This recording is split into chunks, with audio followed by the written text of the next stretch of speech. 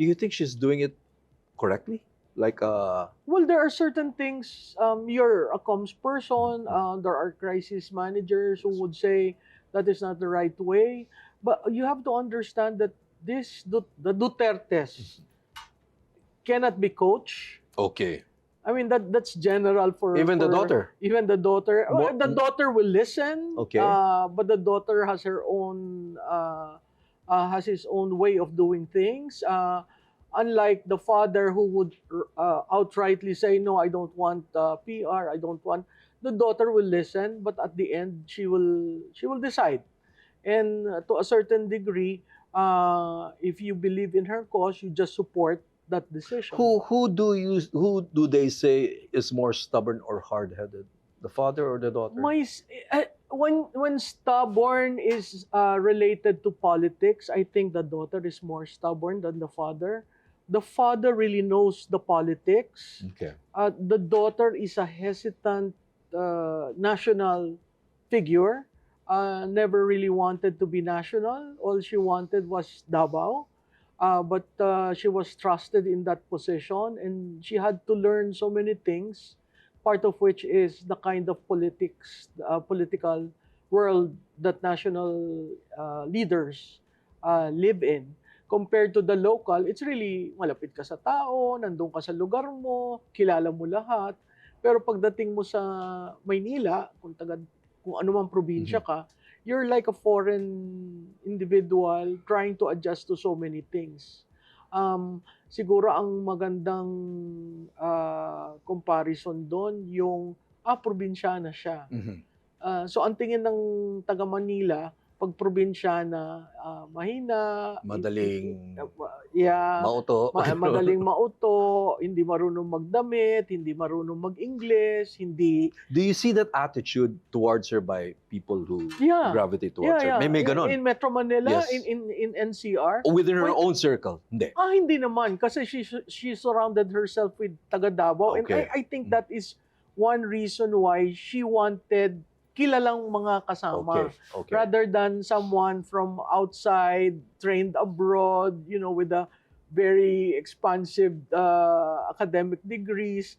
Hindi yun ang sukatan niya eh. Ang sukatan niya, how do you treat yung tao and how do you relate For somebody who wants to, she's openly declared that she wants to run in 2028. Don't you think that it's about time for her to break out of that bubble?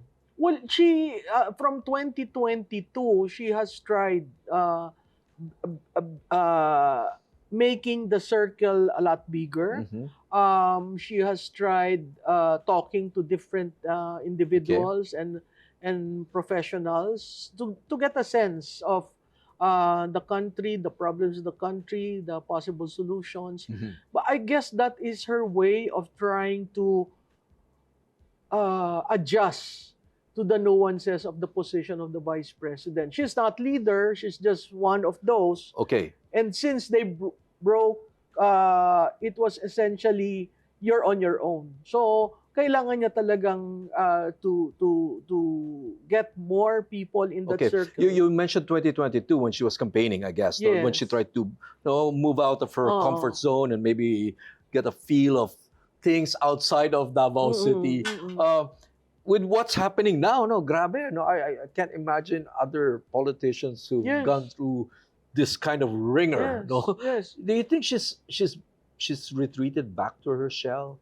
No. Is there a sense of siege mentality No. in the vice I president? think she's out. She's doing her work, not being bothered by all these noises from the house. Sometimes, I think there are times na nasasaktan siya, but she doesn't show it. I guess the rare time was when she went to Davao City and she met all her previous colleagues in the city hall and she cried. kind of teared up. So other than that, I think she's very strong. As a woman, I am surprised that she can, handle these things. All the things that have been thrown at her, they're not easy.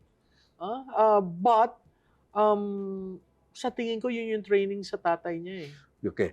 At the same time, in the public's mind, there are two images of the vice president or Sara Mm. Duterte that was burned in the public's mind.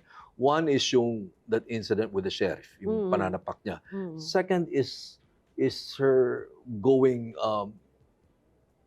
nuclear Mm. while in detention in the House of Mm. Representatives. Do you think medyo mahirap i-live down yung dalawang image na yon, ano? Sa tingin ko, pag inipit mo siya, lalaban, Mhm. clearly doon sa, she was not in my horizon. She only came to my horizon when I heard of the news na nanampak ng sheriff. I think the context there is sinabihan niya, wag mo munang I-demolish yung mga squatter. Oh. kasi nanggaling siya doon sa baha, aayusin pa niya. Hintayin ako. So, Yun ang pakiusap niya. klarado, pagdating sa issue ng dealing with constituents, he will stand up.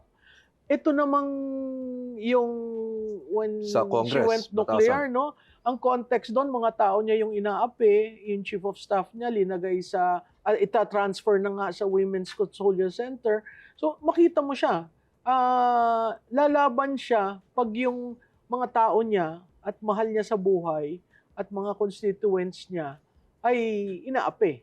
So, I guess, I don't know, it was characterized as may problema yata ang mga Duterte, Mhm. sabi na Yeah. NBI director, no? Aha.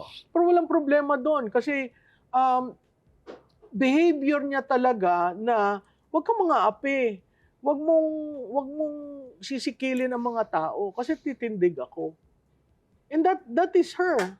On balance, do you think that leaves a better impression or a negative impression of the vice president's character? Negative if you use the lens of people who are so used to leaders being well-behaved, well-dressed, well-mannered. But it would be endearing Mhm. for those who you work for Okay. and you see a leader who is fighting for you. Okay. Endearing for maybe people who find to be at the receiving end of injustice. Mm. But you know, we've often heard, no, from at least business circles, Mm. from the more Oo. upscale Yes, segments of yes. society, natakot sila sa Oo, vice president. Definitely. And they fear for the country if the vice president takes the helm, takes ano. Sa tingin ko naman, So walang... is there reason to fear Sara? No, there's no reason. There is reason to believe that she has a good work ethic. There's reason to believe that she will exact accountability. There is reason to believe that you will have a leader who will care for you more than let the politics of the day define your actions. There is reason to be lucky, I guess. Because you will have a leader who will reach out and talk to you. Yung ayaw lang niya, siguro ang pinakaklarado doon, white and black siya eh. Mhm. Wag mong gawin ito, hindi tayo mag-aaway. Gawin mo to, kalaban mo ako.